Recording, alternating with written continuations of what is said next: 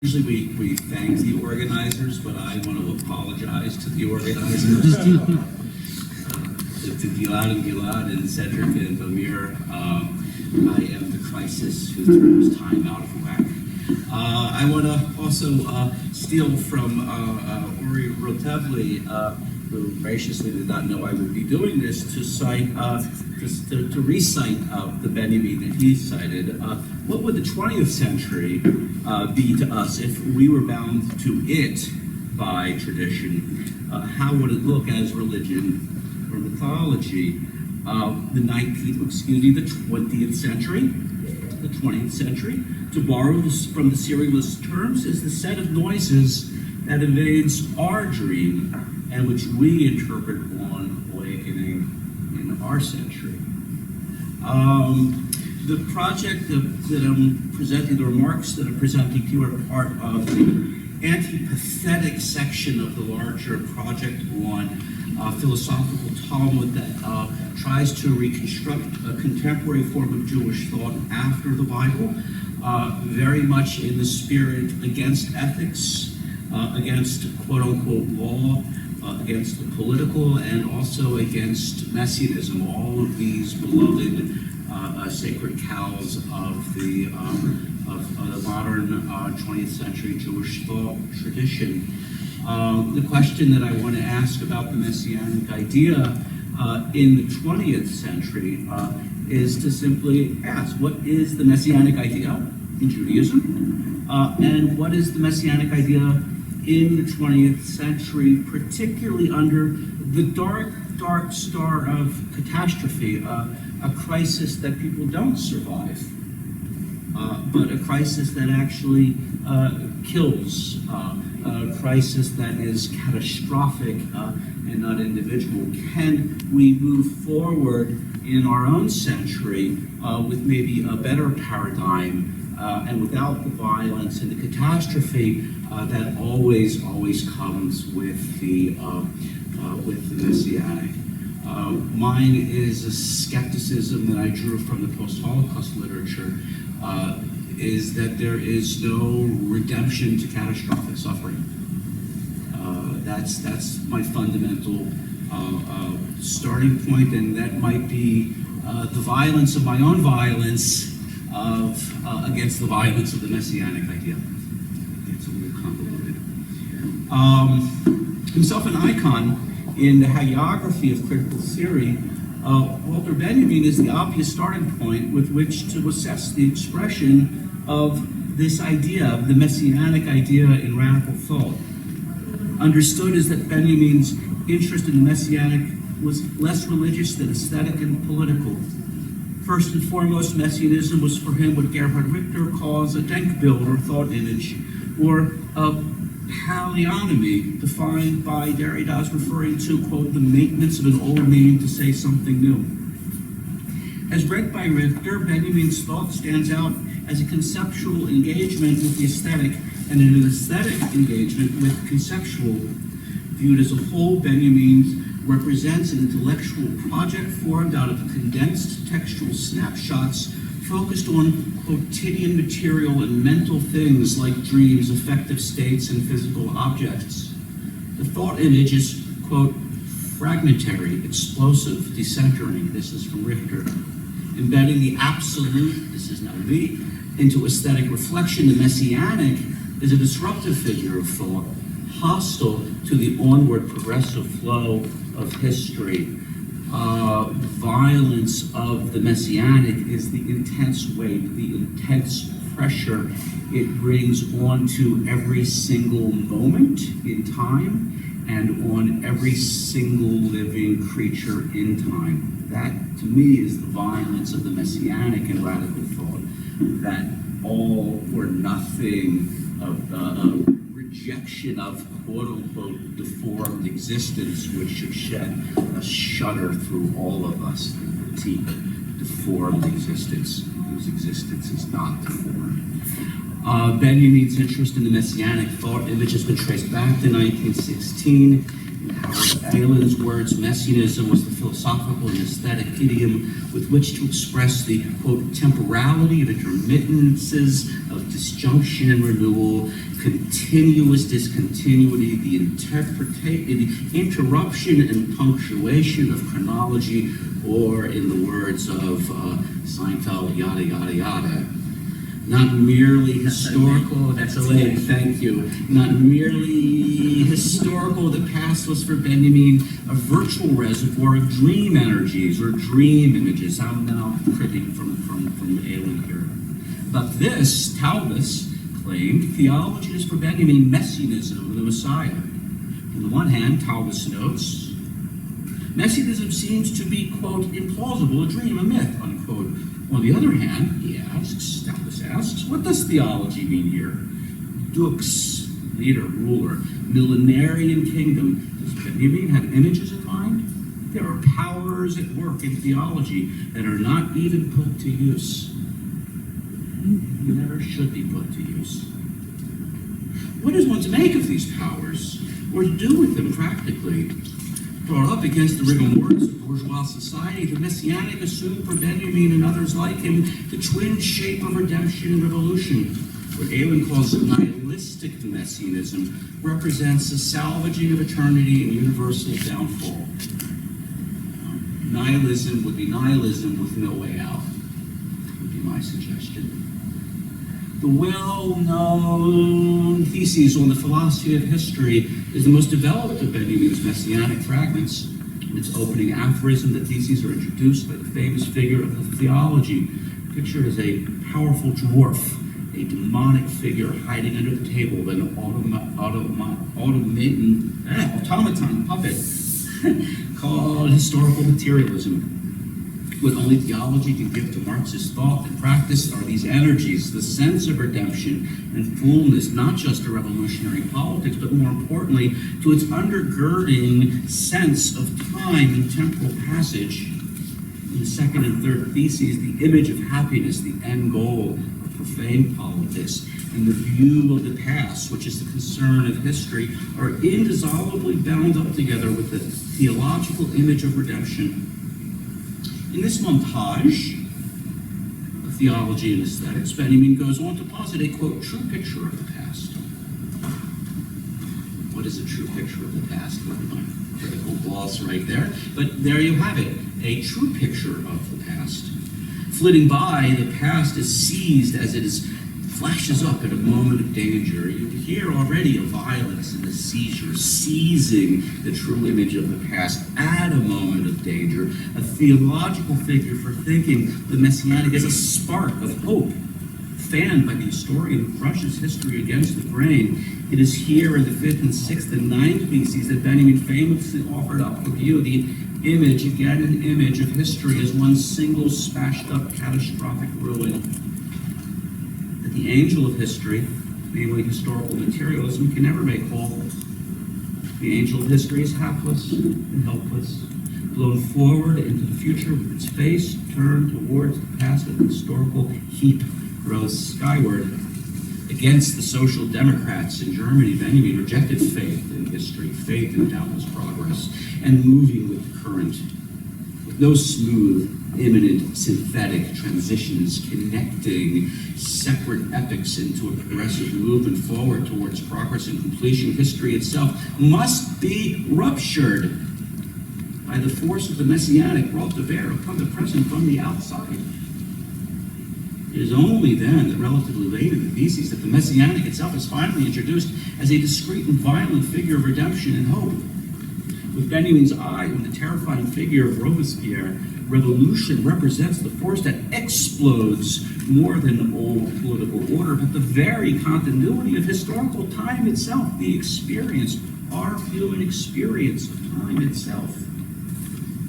The Messianic recognizes these continuous chronological time is now forced to stand still. Forced to stand still, blasted open. For Benjamin, the true historical materialist is a phallocentric figure, man enough to arrest the flow of thoughts that has been suddenly stopped up in a configuration pregnant with tensions. Redemption from the homogeneous catastrophe of historical time is construed not as a happening, but as a cessation that now time shot through with chips of the Messianic time. In this conception, drawn from Talmudic tradition, nothing less, repeat this, nothing less than every second of time, nothing less than every single second of time constitutes the straight, narrow gate through which the Messiah of redemption and revolution might enter. This violence propelling Benjamin's conception of politics and theology lies in the extraordinary stress placed upon the very fabric of time itself. He welcomed, in a foolish way, he welcomed the wager that one cannot have one with the other, messianism and catastrophe. Viewed as a thesis on the philosophy of history, the thought image of revolution and redemption is not merely reflective but active. It blows up the quotidian moment of ordinary life by placing it upon it the unbearable and merciless weight of divine judgment. Nothing less than the force of the absolute as apocalyptic power. I think I'm stealing this from Martin J. Songs of Experience. Time itself is no longer allowed to pass on and move forward, fusing the past and the future. Messianism seizes and stops up temporal motion. The event of divine judgment presses into and upon the present, with eternity bearing down into time with explosive force. What Benjamin holds out as hope, the last hope, can only take the form of destructive tension. What Carl Schmitt called in the 20th the state of emergency was recognized, rightly enough, by Benjamin to be the rule in the early 1940s. Our task, he writes, in this gambit was, quoting, to bring about a real state of emergency. Our task is to bring about the state of emergency, and this will improve our position in the struggle against fascism. Reading this today, with hindsight, one can only cry. This will improve our struggle against fascism. The past is not simply past, neither does the Messianic stand out there in the future, not as an abstract regulative idea, not as an actuality to be determined with confidence, but always unexpectedly and potentially now, etc., designated by an explosive flash of light, etc., dialectics at a standstill, singles death. In a way, the theses have only incidentally to do with fascism and Hitler. Basic thought image appears already in the Critique of Violence, written in 1921, at a historical moment when organized fascism was still just over the horizon. Historians prove me, tell me if I got that wrong. In fact, the target in this early essay, a brief and disconcerting text, according to Derry, is liberalism. The question would remain open, Benjamin posed it. The target is liberalism, not fascism. The question would remain open, Benjamin posed in its opening lines, whether violence as a principle could be a moral means even to just ends. This was indeed the losing gambit that brought critical thinking up close to fascism. No longer a figure of instrumental reason in relation to an end, one must look solely upon the means itself, upon pure violence, as an end of its own final purpose. What Benjamin distinguished as the difference between law-creating and law-maintaining violence, the root of liberal political order, is constrained by calculations of mean-end relations and moral norms. Instead of this law-creating and law-maintaining violence, the critique of violence is based on the revolutionary thought image of pure divine violence. Thinking about the general strike, divine violence is supposed to be laws destroying but non-violent. It's supposed to be non-violent. Lethal without spilling blood. Pure power over all life for the sake of the living. That's what he says, only to then unsay it. This justice is simple life, lived beyond law and judgment. Benjamin will have established only one limit to prohibition against killing. That's the limit. That's the law. That's the only law left. Don't kill. Of course, the Bible says don't murder, but okay, whatever. At least in theory, a critical reading of Benjamin's would note, occupying a close position on the other side of Carl Schmitt and fascist legal theory, Benjamin posits, let me repeat this slowly, the very suspension of precisely this law. He posits the suspension of precisely this law, the law against killing.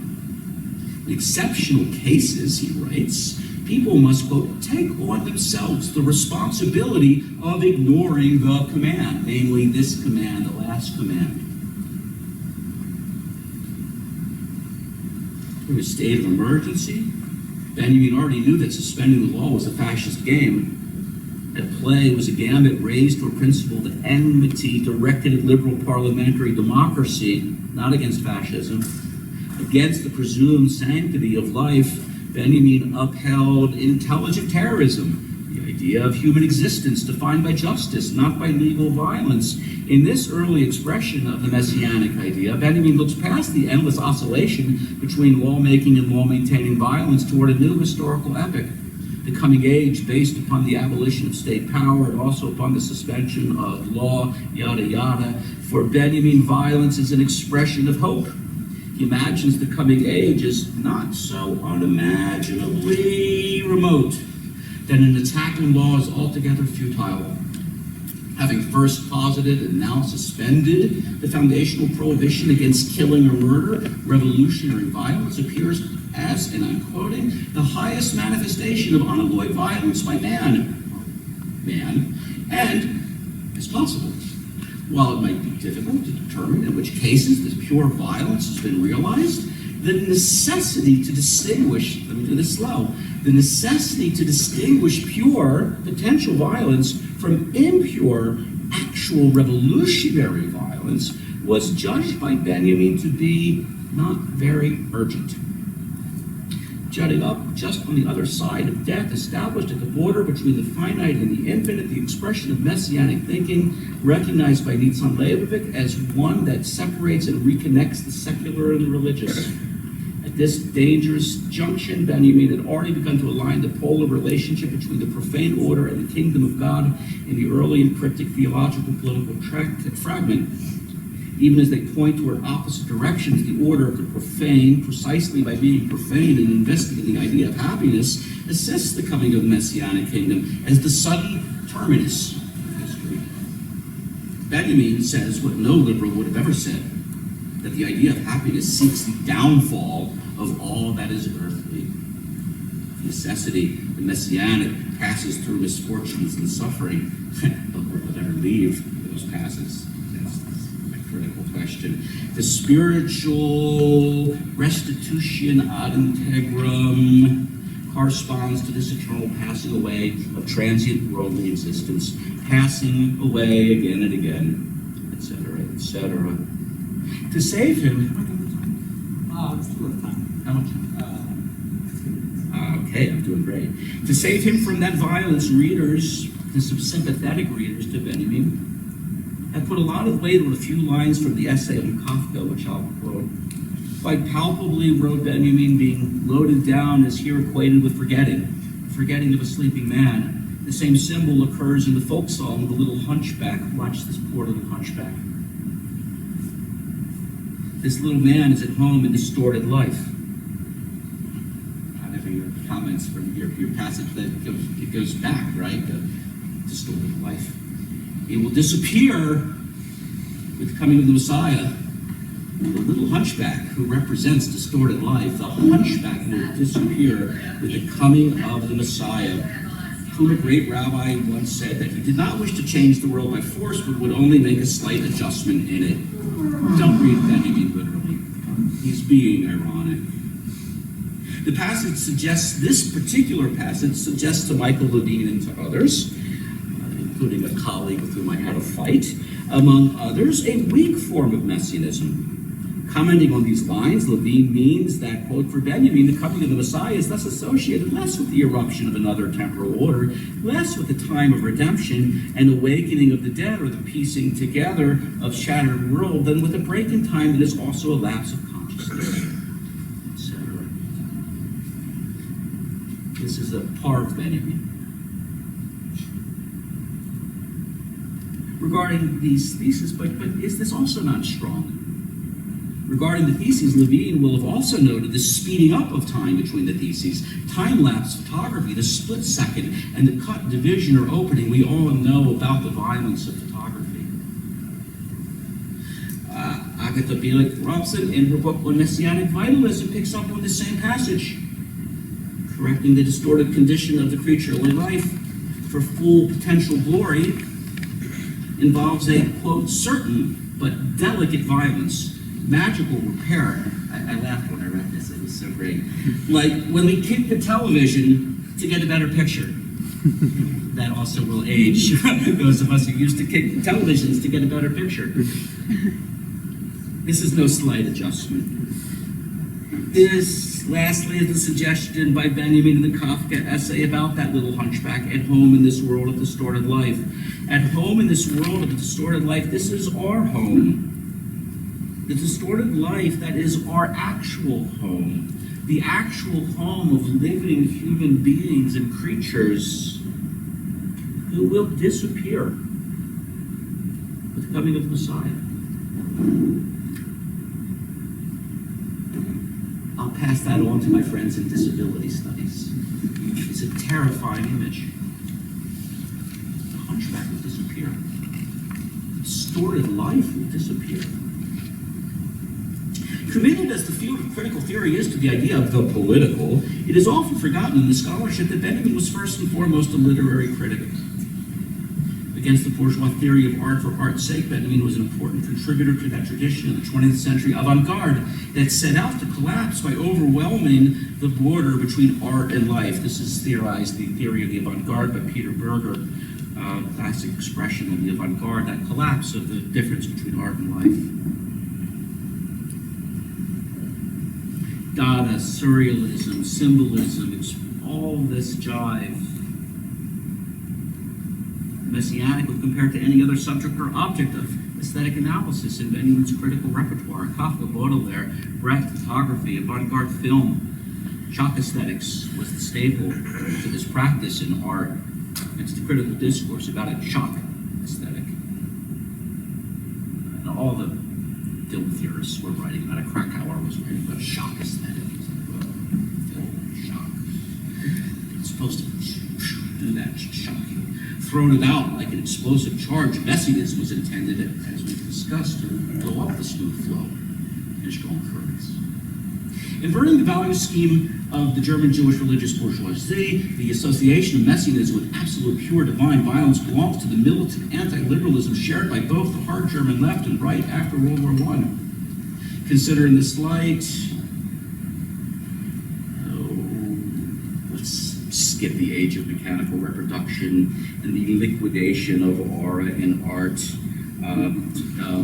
We're past that liquidation. Let's keep going. As observed by Derrida, among others, the hostility to parliamentary democracy, the thematic of destruction, brings the work of heterodox Marxists into tight proximity to the same in the cultural conservatism of Schmitt and Heidegger. That's Derrida's analysis. Recalling Kierkegaard's suspension of the ethical, the idea that figures of divine violence suspend the law confirms an important observation by Taubes, who, with no little wickedness, who with characteristic wickedness, claimed, quote, Benjamin stands in closer relation to fascist historiography than he does to that of historicism. I.e., this is still Taubes, Benjamin has willingly entered the fascist arena. He willingly entered the fascist arena in order to render it useless to fascism. Good luck with that is the expression you can say in English now. By way of an alternative, I want to turn to the work of Merle Braiterman Ukele's in her Remarks Against the Violence of the Avant-Garde. Ukele's was a feminist, pioneer feminist artist in the 1970s with commitments to Jewish tradition. The particular innovation she brought to conceptualist and performance art, we're now moving away from modernism to what was sometimes referred to as postmodern art, contemporary art, no longer modernist tradition. This innovation to conceptualist and performance art was to transform into art the conventional drudgery of married women's domestic labor into art, directed against male domination in the radical avant-garde, male domination in the radical avant-garde. Leftist men are also pigs. Her work digs in at the tension between art, labor, gender, and the particularities of motherhood. About this, she explained in her Maintenance Art Manifesto, which reappears in its original mimeograph form. I am an artist, I am a woman, I am a wife, I am a mother, random order. I do a hell of a lot of washing, cleaning, cooking, renewing, supporting, preserving, etc. Also, up to now, I do art. Now I will simply do these maintenance, everyday things and flush them up to consciousness. Notice the language of flushing as opposed to flare and shooting, right? I will flush them up to consciousness, exhibit them as art. I will live in the museum for the duration of the exhibition, right? Or if you don't want me around at night, I'll come in every day. I'll do all these things as public art activities. I'll sweep and wax the floors, dust everything, wash the walls, i.e. floor paintings, dustwork, soap, sculpture, wall paintings, cook, invite people to eat, make agglomerations and dispositions of all functional refuse. The exhibition might look empty of art, but it will be maintained in full public view. Turning so-called women's work into conceptualist art, Eucalides contracted with museums and galleries to clean their exhibition spaces, photographing and documenting the entire process as a happening. This was the 70s, they spoke that way. There'll be more 70s in a minute. Defined in the manifesto, my working will be the work, meaning that the labor of domestic working will be the work of art. The photographs documenting this happening were shot at various angles, long shots, closely cropped. I was too lazy to put together a slideshow, I'm sorry. They are meant to present the work itself,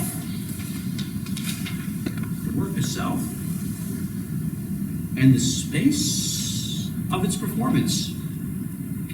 At some point early in her career, an art critic, a man, I think it was Hilton Kramer in the Village Voice, quipped caustically that the then financially strapped New York City sanitation department could call its own work art and apply for a supporting grant from the National Endowment for the Arts. What a prick, right?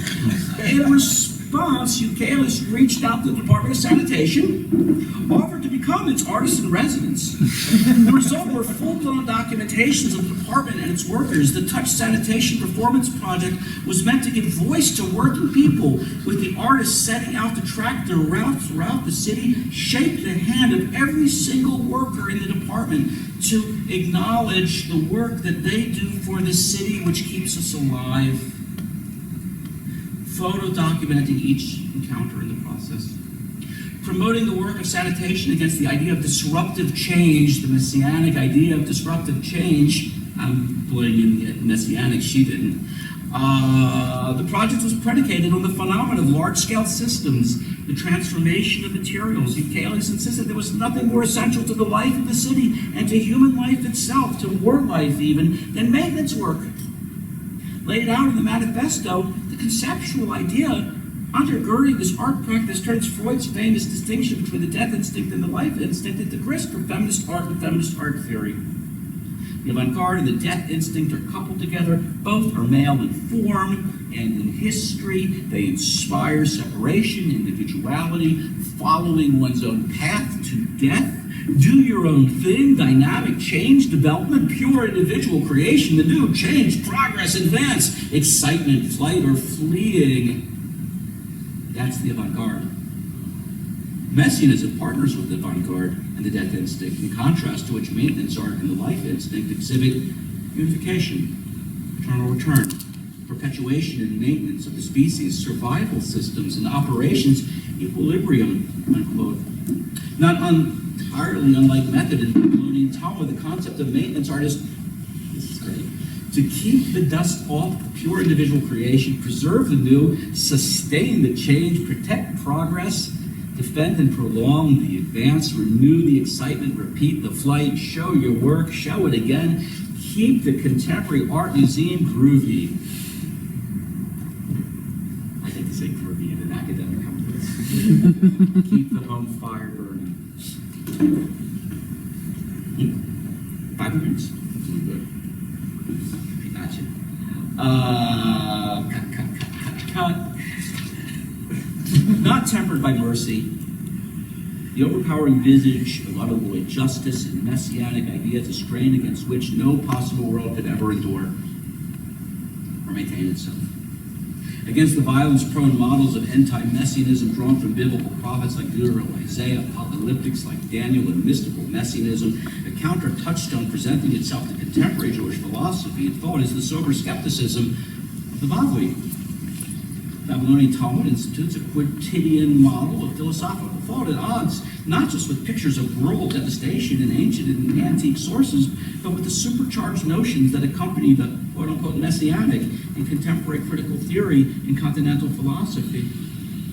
If resisted in a philosophical Talmud as a theoretical topos, it is because messianism threatens to rip apart the ordinary things that one loves most. Family, friendship, community, country, the very image of man, and the place of the human in the cosmos.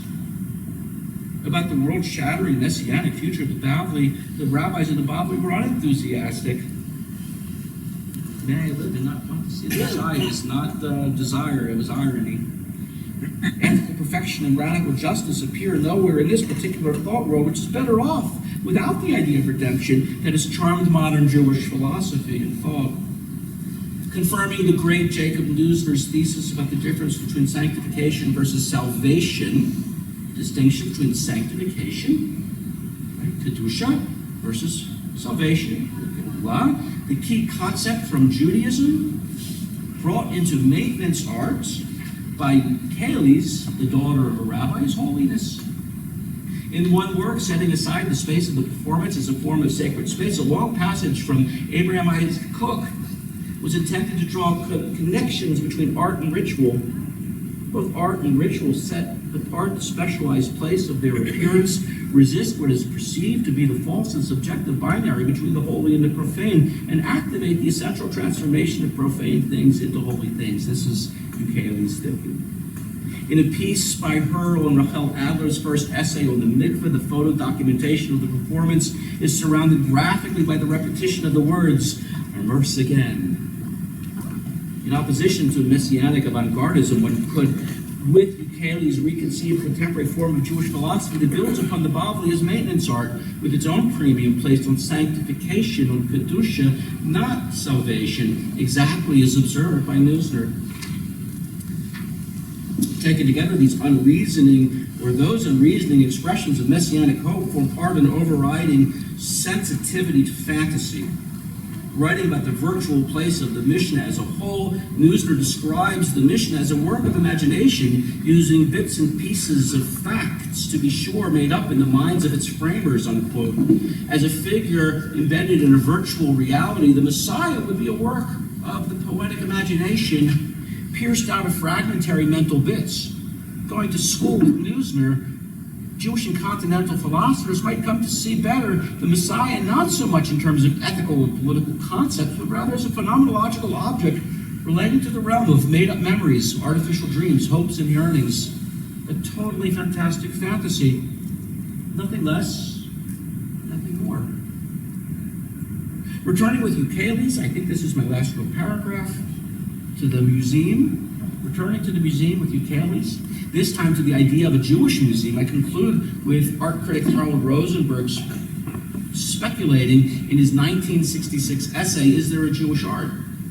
Rosenberg listed a number of possibilities about the kind of art that might count as Jewish art. None of these met with his satisfaction. Not art made by Jews, not art with Jewish content, not ceremonial art, not popular Jewish folk art, not metaphysical Judaica.